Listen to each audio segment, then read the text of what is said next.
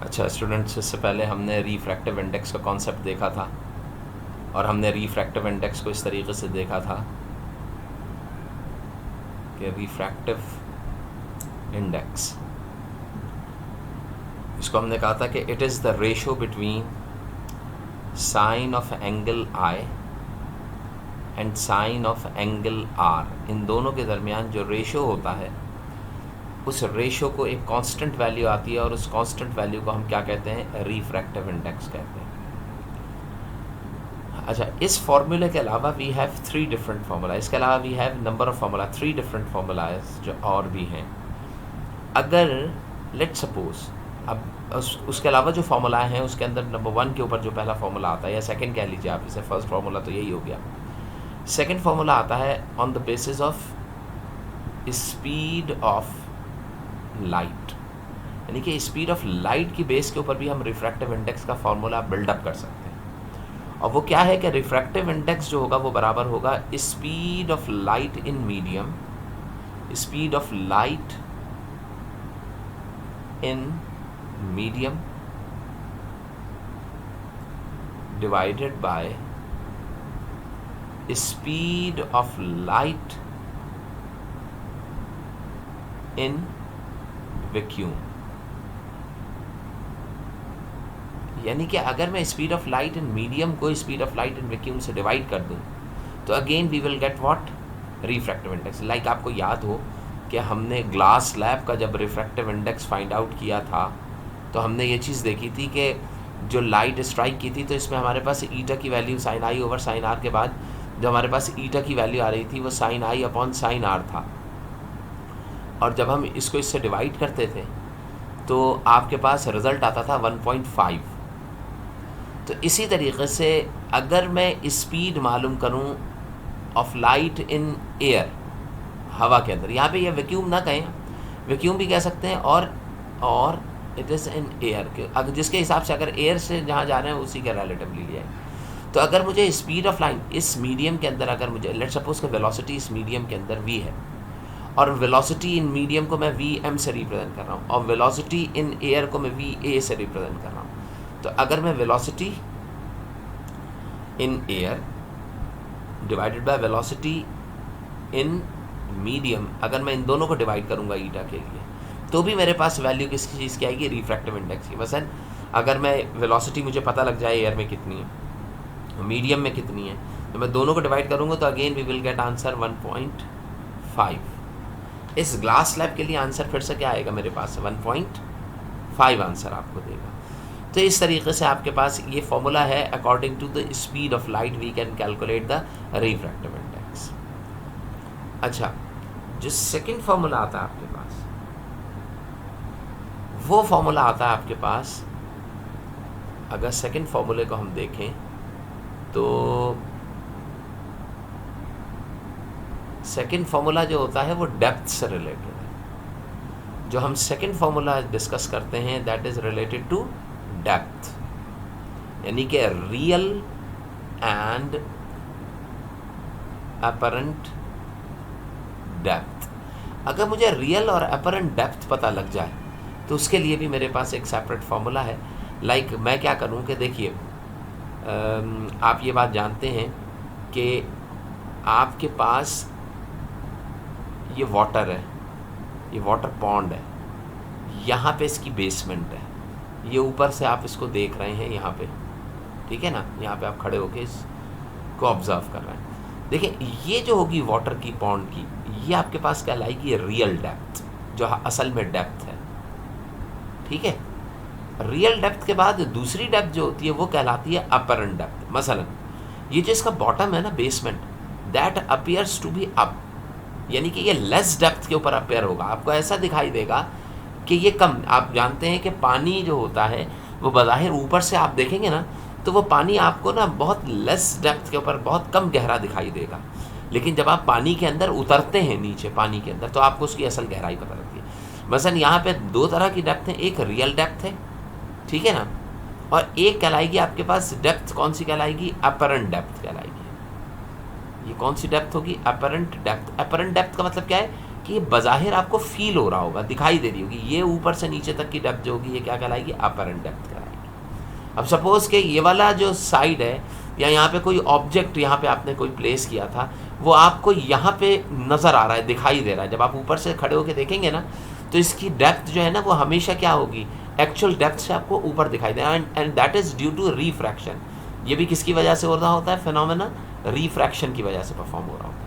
तो देखिए आपकी किसी भी कंटेनर में, किसी भी वाटर कंटेनर के अंदर एक वाटर की रियल डेप्थ होती है और एक वो डेप्थ होती है जिसमें वो चीज़ बेसमेंट की आपको दिखाई दे रही होती है, अपरेंट डेप्थ।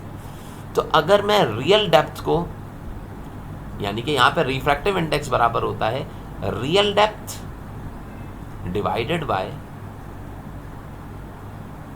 अपरेंट डेप्थ, यानी कि अगर मैं रियल डेप्थ को अपरेंट डेप्थ से डिवाइड कर दूं एक दूसरे को, दोनों से, तो भी मेरे पास क्या चीज़ आ जाएगी, रिफ्रैक्टिव इंडेक्स आ जाएगा।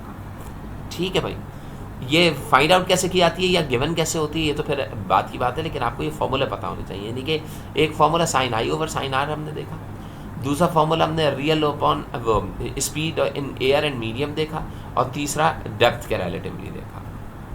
सही, यानी कि मैं ये कह सकता हूँ कि ये फॉर्मूला किससे रिलेटेड है, डेप्थ से रिलेटेड है। ये फॉर्मूला जो है वो डेप्थ से रिलेटेड है। यहाँ पे अगर आप आते हैं तो ये फॉर्मूला जो है वो स्पीड से रिलेटेड है, सेकंड वाला। और इसके अलावा एक फॉर्मूला हमारे पास और भी है जो हम बाद में देख सकेंगे, लेकिन चूंकि ये आपको दिया हुआ था इस वजह से मैंने ये सोचा कि आपको हम ये पहले से इस चीज़ को डिस्कस कर लें। अब आप देखिए यहाँ पर आपके पास ये SLO दिया हुआ है कि solve the problem by using different formula है, साइन आई ओवर साइन आर, या speed of light in vacuum and air, ये वाला भी मैंने बताया रिफ्रैक्टिव इंडेक्स का, या रियल एंड अपरेंट डेप्थ, तो ये फिर हम बाद में देखेंगे किस तरीके से। अब demonstrate the passage of light through a glass prism. अब ये जो प्रिज्म दिया गया है ना, इससे डिमॉन्स्ट्रेट करके, यानी कि आपने प्रैक्टिकल परफॉर्म करना है, लेकिन चूँकि अभी प्रैक्टिकल हमारे पास है नहीं, लिहाजा मैं इसको यहीं पर ही आपको इसी फिगर के अंदर ही एक्सप्लेन कर दूँगा। देखें, इसमें किया ये जाता है कि आपके पास एक ऑब्जेक्ट है जिसको हम कहते हैं ग्लास प्रिज्म। इस ऑब्जेक्ट को हम क्या कहेंगे, ये कहलाएगा ग्लास प्रिज्म कहलाएगा ये ऑब्जेक्ट। ठीक है बेटे, देखें बेटे, अब यहाँ पे देखें कि ये कहलाता है प्रिज्म। इसको हम क्या कहते हैं, इसको हम कहते हैं प्रिज्म। ठीक है, प्रिज्म के 3 साइड्स होते हैं जैसे कि आपको दिखाई दे रहा है। अब यहाँ पे जो एक फर्स्ट बीम है वो ऐसे आके यहाँ पे स्ट्राइक कर रही है। जब यहाँ पे स्ट्राइक करती है तो जब ये इसके अंदर एंटर होती है तो ये स्ट्रेट हो जाती है, और यहाँ से जब ये बाहर निकलेगी तो बाहर निकलते हुए इसकी डायरेक्शन जो होगी वो कुछ ऐसे हो जाएगी, इसकी डायरेक्शन ऐसे हो जाएगी। तो यहाँ पर आपके पास 3 तरह की बीम्स आपको दी हुई हैं। जो फर्स्ट बीम एंटर होने जा रही है, इस बीम को हम इंसिडेंट कहेंगे, इंसिडेंट रे। जो सेकंड बीम में एंटर हो गई है, इसको हम कहेंगे रिफ्रैक्टेड बीम या रिफ्रैक्टेड रे।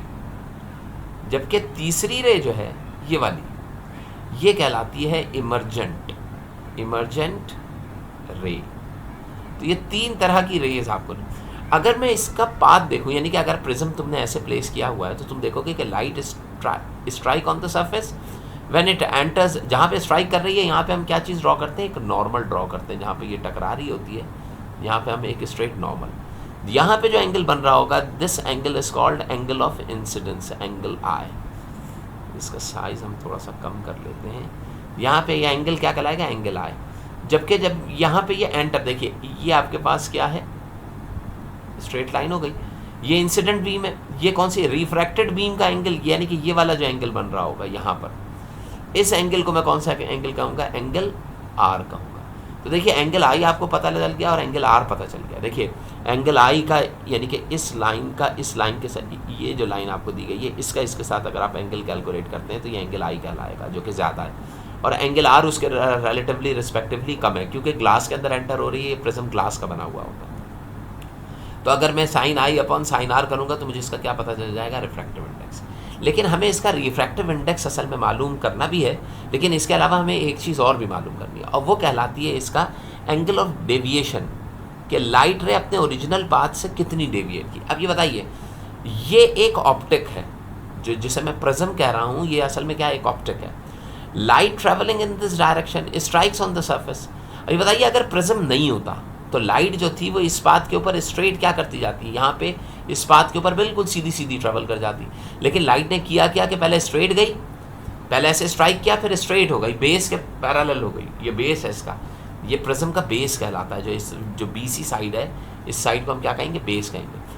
अंदर एंटर होने के बाद स्ट्रेट हो गई, और जब बाहर निकली तो डाउनवर्ड्स डायरेक्शन में। यानी कि अगर मैं इसकी बेंडिंग देखूं तो लाइट पहले ऐसे आ रही थी, फिर ये स्ट्रेट हुई, और स्ट्रेट होने के बाद दोबारा से नीचे की तरफ क्या कर गई, बेंड हो गई। यानी कि इस तरीके से आपको ये क्या कर रहा है, बेंडिंग शो कर रहा है। अब आप यहाँ पे ये देखें कि लाइट अगर प्रिज्म नहीं होता तो स्ट्रेट चली जाती, लेकिन प्रिज्म ने लाइट को जो बेंड किया है, अगर मैं इमर्जेंट रे को बैक एंड के ऊपर प्रोसीड करता हूँ तो ये इस पॉइंट के ऊपर कट करेंगे। ये वो जो एंगल होगा, इस एंगल को हम कहेंगे कौन सा एंगल, एंगल ऑफ डेविएशन। ये आपके पास क्या आएगा, एंगल ऑफ डेविएशन। ठीक है भाई, एंगल ऑफ डेविएशन होने का मतलब क्या हो गया कि इसको मैं कौन से एंगल से रिप्रेजेंट करूंगा, एंगल डी से रिप्रेजेंट किया जाएगा। एंगल ऑफ डेविएशन जो होगा वो कौन से एंगल से रिप्रेजेंट किया जाएगा, एंगल डी से रिप्रेजेंट किया जाएगा।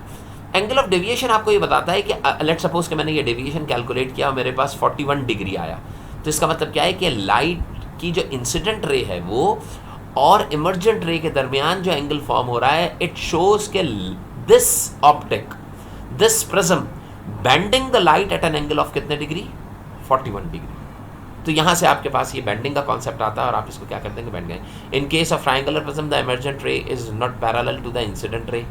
इमर्जेंट रे जो है वो इंसिडेंट रे के पैरेलल नहीं है। देखिए, ये इंसिडेंट रे है और ये इमर्जेंट है, जबकि ग्लास स्लैब के अंदर पैरेलल हो जाती थी। ग्लास स्लैब के अंदर लाइट रे ऐसे स्ट्राइक करती थी, फिर यूं करके बेंड होती थी, और जब यहाँ से बाहर निकलती थी तो ये वाली रे और ये वाली रे एक दूसरे से क्या हो जाती थी, पैरेलल होती थी। पैरेलल क्यों होती थी, क्योंकि दोनों साइड्स एक दूसरे के पैरेलल। लेकिन यहाँ पे देखिए दो साइड्स, ये फर्स्ट साइड अगर मैं इसे, ये ए है ये बी है, तो देखिए ए बी साइड और ए सी साइड एक दूसरे के पैरेलल नहीं है, making some angle between them, and this is said to be the angle of prism. तो अगर पैरेलल नहीं है तो इसका मतलब क्या है कि इंसिडेंट बीम और इमर्जेंट बीम भी एक दूसरे से पैरेलल नहीं होंगे। तो अब देखिए, the incident ray P makes an angle of incidence I है, देखिए पी ई है, यानी कि पी या पी क्यू कह लें, इसके साथ एंगल आई फॉर्म कर रही है, जबकि रिफ्रैक्टेड टुवर्ड्स नॉर्मल। जब अंदर एंटर होगी तो ये कौन सा डेंसर मीडियम है, तो इट बेंडेड टुवर्ड्स नॉर्मल। देखिए नॉर्मल ये था, नॉर्मल की तरफ बेंड कर जाएगी, इस तरफ झुक जाएगी, तो देखिए ये एंगल कम हो जाएगा, ये वाला एंगल आर। अब इसका refracted ray makes an angle r inside the prism and travels to the other face of the, अंदर आके एंगल आर बना के दूसरी फेस पे यहाँ पे जाके स्ट्राइक करेगा। दिस रे इमर्जेस, ये इमर्ज करेगी out of the prism, making an angle at point F के ऊपर, और एंगल कितना बनाएगी, ई। यहाँ पे जो एंगल बन रहा है, यहाँ से जब बाहर जाएंगे नॉर्मल, अगर आपने यहाँ पे टकराए, यहाँ पे अगर आप इस वाले साइड के ऊपर नॉर्मल ड्रॉ करें तो ये इसका कौन सा एंगल होगा, एंगल ई कहलाएगा। लेकिन मुझे इस एंगल से कोई गर्ज नहीं है, मैंने कौन सा एंगल देखना है, the angle suspended between incident ray and emergent रे, इनके दरमियान। देखिए अब ये क्या कह रहा है, angle, but it is deviated by the angle D which is called angle of deviation. यानी कि होगा क्या, the angle, what is angle of deviation, angle of deviation is the angle which is suspended between the incident रे and the emergent रे। Angle D आपको बताता है कि किसी भी ऑप्टिक ने या प्रिज्म ने लाइट को अपने पाथ से कितना बेंड कर दिया है। समझ में आती है बात। तो ये असल में एंगल डी जो है वो आपको बेंडिंग शो कर रहा होता है प्रिज्म के केस के अंदर। तो ये एक छोटा सा एक्सपेरिमेंट भी था जो हम पहले किया करते थे, ये मैं करके भी आप लोगों को दिखाऊंगा कि किस तरीके से होता है आगे चल के अगर हालात सेट हो जाते हैं। लेकिन ये है कि यहाँ पे समझने के लिए आपको बस ये देख लेना चाहिए कि दैट इज़ हाउ, यानी कि लाइट जो है, अगर मैं प्रिज्म ऐसे ड्रॉ कर रहा हूँ, अगर मैं लाइट यहाँ पे ऐसे स्ट्राइक कराता हूँ तो जब अंदर दाखिल होगी तो स्ट्रेट हो जाएगी, एंड व्हेन इट एग्जिट तो इट मीन्स कि it exit in the downward, यानी कि लाइट की डायरेक्शन जो है वो यूँ करके ऐसे नीचे की तरफ आ रही होगी, यानी कि इसको ये यू टर्न ले लेगी, सर्कुलर डायरेक्शन में बेंडिंग कर देगी। अच्छा भाई, इससे आगे अगर आप चलते हैं तो देखिए भाई, अगला जो है स्टेट द कंडीशन नेसेसरी। अच्छा, अब हम देखने के लिए आएंगे total internal reflection, that is very important point. अब जो हम देखने के लिए जा रहे हैं वो टोटल इंटरनल रिफ्लेक्शन देखने के लिए जा रहे हैं, जो एक सेपरेट है और इसको समझने की बहुत ज़्यादा ज़रूरत है. Now new topic is total internal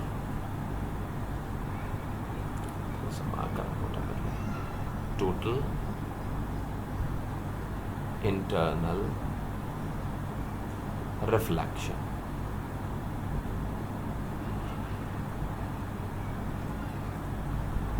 Now this is a new term that is called TII. It is represented by TIR, total internal reflection. It is a phenomena. ये एक प्रोसेस, एक फिनोमेना होता है जो कि परफॉर्म होता है, लेकिन एक सर्टेन कंडीशन पे परफॉर्म होता है. सपोज कि मैं आपसे एग्जांपल आपको दे रहा हूँ, और वो एग्जांपल क्या है कि आपके पास क्या हो रहा है, आपके पास यहाँ पे एक वाटर की सरफेस है, ये पानी की, ठीक है. यहाँ पे है आपके पास वाटर और ऊपर क्या है, एयर. अब आप जानते हैं कि if we talk about the light, अगर हम स्केल से इसको ड्रॉ करें, चले जाने दें स्केल रहने दें. अगर मैं बीम ड्रॉ करता हूँ, ठीक है ना, मैंने क्या किया, इस बीम के अंदर मैंने यहाँ पे क्या किया, एक बल्ब अप्लाई किया, यहाँ पे एक बल्ब लगा दिया, ठीक है. इस बल्ब के अंदर से चले, ये ग्रीन कलर की लाइट निकल रही है और लाइट स्ट्राइक कर रही है कहाँ पर, ये इस पोर्शन पे स्ट्राइक, ठीक है. ये बल्ब है, ये क्या कहलाएगा, ये बल्ब जो कि इनसाइड द वाटर, पानी के अंदर लगा हुआ है बल्ब. अच्छा, इसी में से एक और बीम निकली,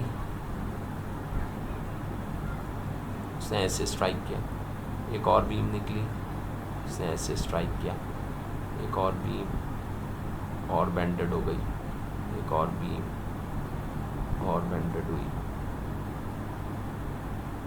ऐसे. यानी कि आपको पता है कि अगर ये सोर्स है, लाइट का सोर्स है, अगर मैं इसे रेड कलर के अंदर शो करूं कि ये लाइट का सोर्स हो गया मेरे पास, तो इसमें से लाइट रे स्प्रेड आउट होगी और ऐसे बाहर जा रही होगी. ये बताइए, जहाँ पे ये स्ट्राइक कर रहा होगा, यहाँ पे मुझे क्या बनाना पड़ेगा, एक नॉर्मल, ठीक है. ये अच्छा नहीं बना नॉर्मल. नॉर्मल कैसे बनाएंगे, ये ऐसे बना लेते हैं नॉर्मल, ठीक है. ये हमने क्या किया, नॉर्मल ड्रॉ कर दिया. ये बताइए, ये एंगल ऑफ इंसिडेंस होगा angle I, this is angle I. जब रे बाहर जाएगी यहाँ से, चलें बाहर जाने वाली रे को मैं रेड से शो कर रहा हूँ, तो it bends away from normal. ये किस तरफ बेंड हो जाएगी, नॉर्मल से अवे. यानी कि यहाँ पे एंगल आपके पास कौन सा बनेगा, एंगल आर बनेगा, रिफ्रैक्टेड रे का एंगल. ये बताइए, एंगल आई लेस होगा, कम होगा, क्योंकि कहाँ बन रहा है, वाटर में, और एंगल आर ज़्यादा होगा, यानी कि बेंडिंग जो होगी वो नीचे की तरफ, यानी कि ये बीम नीचे की तरफ आती जाएगी. अब यहाँ पे बताइए, सेकंड केस में मैं फिर से यहाँ पे ऐसे करके नॉर्मल ड्रॉ कर दूँगा, ठीक है.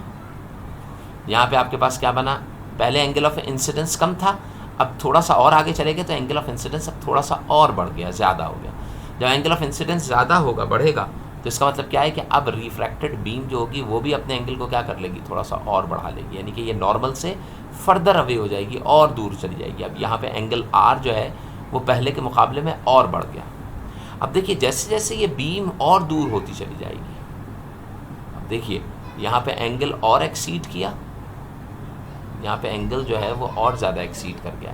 अब यहाँ पे एंगल आई जो है वो पहले वाले के मुकाबले में और बढ़ गया है.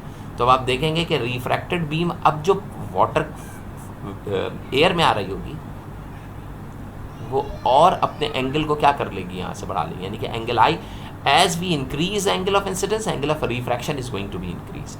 ये रिफ्रैक्टेड बीम का एंगल आर जाएगा, ठीक है. अब ये बताइए कि अगर मैं इसको फर्दर थोड़ा सा और बढ़ाऊँ तो एक पॉइंट मेरे पास ऐसा आएगा, एक सर्टेन एंगल ऑफ इंसिडेंस यहाँ पे मेरे पास ऐसा आएगा. सपोज़ कि यहाँ पे एंगल था 20, फिर ये 25 हुआ, फिर ये 30 हुआ, फिर ये 40 हुआ, और ये सपोज़ कि ये 42 एंगल आ गया. कितना एंगल आ गया, 42. जैसे ही मेरे पास एंगल, सपोज़ कर रहा हूँ मैं कि एंगल ऑफ इंसिडेंस इक्वल हुआ किसके बराबर, 42 के बराबर. अब आप देखेंगे कि refracted beam become parallel to the surface. ये एंगल बढ़ता जाएगा, ये एंगल ग्रेजुअली इंक्रीज हो रहा है, और होते होते इतना हो जाएगा कि that becomes parallel to the surface और मेकिंग एन एंगल ऑफ कितने डिग्री, 90 डिग्री. यानी कि there would be an angle of incidence at which the refracted beam making an angle of 90 degree with the normal.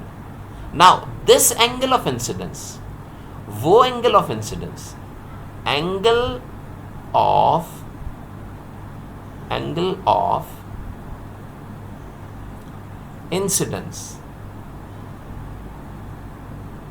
at which angle of refraction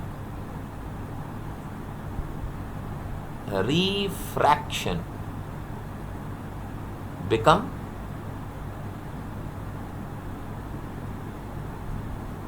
(90 degree). कितना become हो जाए? That becomes 90 degree. So is called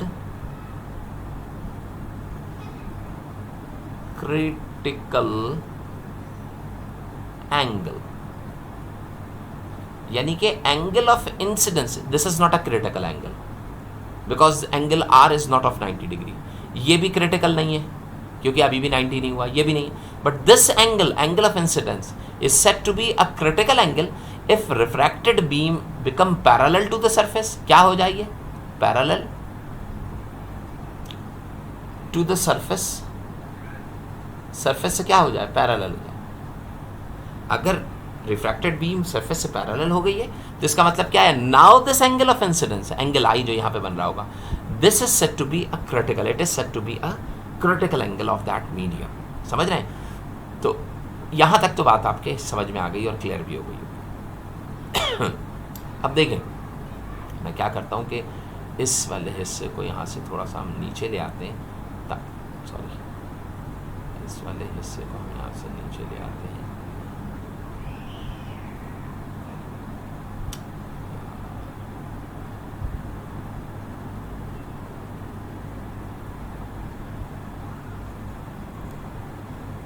ठीक है भाई, ताकि हम जो draw कर रहे हैं ना वो हम सही से ड्रॉ कर सकें. अब ये बताइए, now if I am taking this is point A, ये पॉइंट बी था, ये पॉइंट सी के ऊपर स्ट्राइक कर रही है, ये पॉइंट डी पे स्ट्राइक कर रही है, ये पॉइंट ई होगा आगे वाला और यहाँ वाला क्या होगा? एफ होगा.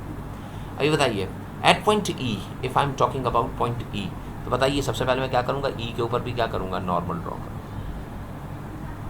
बताइए 42 डिग्री के ऊपर अगर मैं ये कहता हूँ कि रे बिकम 90 डिग्री, तो बताइए जब मैं इस एंगल को मैंने एक्सीड करके लेट सपोज कितने डिग्री कर दिया? 50 डिग्री कर दिया angle I. Now angle of incidence is more than it's critical angle. इस केस में, ई के केस में, एंगल ऑफ इंसिडेंस जो है that is more than critical angle. जो इसका क्रिटिकल एंगल था उससे भी अब क्या हो गया? ये बढ़ गया है, क्रिटिकल से ज़्यादा हो. जब ये मोर देन क्रिटिकल होगा तो इसका मतलब क्या है कि जो 90 डिग्री बन रहा था अब के केस में वो 90 से अपने ही मीडियम के अंदर क्या आने लगेगा? वापस आने लगेगा. वापस आने का मतलब क्या है कि now the angle should be more than 90 degree. तो मोर देन 90 डिग्री का मतलब क्या है कि now it reflect back with the same angle. अब जो ये रिफ्लेक्ट बैक करेगा वो सेम एंगल के साथ. तो भाई देखिए सेम एंगल कुछ ऐसे बनाएंगे आप और ए ऐसे करके रिफ्लेक्ट बैक कर जाएगा. यानी कि देखिए पहले बीम यहाँ थी, फिर और क्लोज हुई सरफेस से, फिर और क्लोज हुई, फिर सरफेस पे आ गई और आखिरकार फिर ये क्या हो गई? Completely bounce back into the first medium. ठीक है. अब अगर आपने मज़ीद इसको इंक्रीज़ किया, एंगल और इंक्रीज़ किया है, तो आप देखेंगे कि ये बीम जो है वो यहाँ पे स्ट्राइक करने के बाद it reflect back in such a way, sorry, ये इस तरीके से रिफ्लेक्ट बैक कर जाएगा. तो यहाँ पे हमें समझ में क्या आ रहा है कि देखें ये beam first one and second one, यानी कि ये फर्स्ट बीम और ये सेकंड बीम, ये दोनों बीम जो हैं ये आपके पास वाटर के अंदर रिटर्न बैक कर गए, बाउंस बैक कर गए. पानी के अंदर क्या कर गए? बाउंस बैक कर गए, पानी के अंदर वापस आ गए. अब तुम एक चीज़ देखो, पॉइंट ए पे देखिए आप. सबसे पहले अगर मैं पॉइंट ए का फिनोमेना देखूं तो देखिए पॉइंट ए से लाइट जो है वो एयर के अंदर चली गई और इसका बहुत छोटा सा हिस्सा यहाँ पे क्या होगा? रिफ्लेक्ट बैक करेगा. इसका कुछ पार्ट रिफ्लेक्ट बैक कर गया, कुछ यहाँ पर भी कुछ पार्ट रिफ्लेक्ट बैक कर रहा है, यहाँ पर भी कुछ पार्ट रिफ्लेक्ट बैक कर रहा है, लेकिन एयर में भी जा रहा है, यहाँ पर भी ऐसे ही. लेकिन बताइए पॉइंट ई की अगर मैं बात करता हूँ, पॉइंट ई की बात अगर हम करें तो देखिए इसमें क्या कोई पार्ट ऐसा है जो एयर में जा रहा हो? No. Point when you will be at point E, जब आप कौन से पॉइंट पे होंगे, पॉइंट ई पे होंगे, नाउ द होल बीम जो इंसिडेंट जो रिफ्रैक्शन परफॉर्म कर रही थी वो भी वाटर के अंदर क्या कर जाएगी, बाउंस बैक कर जाएगी कंप्लीटली वाटर के। लाइक अगर मैं इस जगह पे देखता हूँ तो रे पहले रिफ्लेक्ट कर रही थी और जो रिफ्रैक्ट हो रही थी वो भी वाटर के अंदर क्या हो गई, वापस आ गई। तो इसका मतलब क्या है कि it is completely reflect back. मैं क्या कहूँगा कि आफ्टर इंसिडेंस एंगल अगर आप बढ़ाते हैं तो it is completely reflect back, मुकम्मल तौर पे क्या होगी, पानी के अंदर वापस लौट आएगी। तो यहां पे जो कंप्लीटली रिफ्लेक्ट बैक कर रही है इसका मतलब क्या है कि after refraction no light escape from the surface. देखिए यहां पे एस्केप हो रही है सरफेस से, यहां पर भी सरफेस से बाहर जा रही है। लेकिन अगर ई से आप आगे बढ़ते हैं तो इस बल्ब की रोशनी ई से आगे बढ़ने पे इस मीडियम के अंदर, एयर के अंदर ट्रैवल नहीं कर सकेगी, but it bounce back, it trapped और bounce back completely inside the water. अब ज़रा तुम समझो कि यहाँ पे अगर एक बंदा, यहाँ पे इस जगह के ऊपर अगर मैं एक बंदे को खड़ा कर दूँ, यहाँ पे एक बंदा खड़ा है और वो ऐसे इसकी आँख ये है और ये ऊपर की तरफ करके देख रहा है, तो आप यहाँ पे देखेंगे कि इसकी साउंड, इसकी जो वेव है वो इस पॉइंट के ऊपर स्ट्राइक करने का मतलब क्या है कि ये जो ऑब्जेक्ट आपको दिया हुआ है ये इस जगह के ऊपर आपको बहुत क्लियरली आपको नज़र आ रहा होगा, यानी कि इस सरफेस जो है वो आपको मिरर की तरह शाइन दिखाई दे रही होगी। ठीक है ना, तो इसको अभी फिलहाल हम यहीं तक रखते हैं। In this video, simple apparatus is taken, a semicircular glass slab and a device which produces a parallel beam of light. Now you will notice when the beam of light is incident on the curved surface of the semicircular glass slab, at that interface, the air glass interface, it is incident normally. So no refraction occurs at the curved part. But on the straight part of the semicircular glass slab, you will observe that refraction takes place and the path of the light beam is bending. Observe that as you are increasing the angle of incidence, the angle of refraction keeps on increasing gradually. Now a time comes for a particular angle of incidence when the refracted ray leaves the glass slab along the surface of the glass slab, as you can see. And if we increase the angle of incidence beyond this point, we will find that the glass slab is no longer refracting the beam. The beam is undergoing reflection, obeying the laws of reflection. That is, the angle of incidence is equal to the angle of reflection. So what exactly is happening over here? Why is no refraction taking place even though there is a clear change of medium from going to the glass slab into air medium? Let us find out the mystery behind this occurrence.